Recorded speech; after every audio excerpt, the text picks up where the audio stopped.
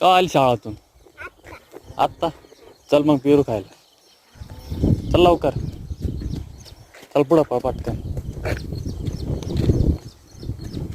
कोणत्या वर्गात तू? LKG ला आहे. कोणत्या शाळेत? अष्टविन नाही. मग भात शाळेत भात आहे की नाही तुमच्या? भात नाही. डबा घरून न्यायचं का डबा? अय काय खरं आहे तुमचं? तुमच्या शाळेत भात नाही काय नाही. हा काय खरं आहे? पेरू खायचं ना? तोडता येतं ना? झाडावर चढता येतं ना? नाही. मग कोण चढन झाडावर? आता एवढेच पीक केले, परत 2-3 दिवसांनी पिकलं परत न्यायला.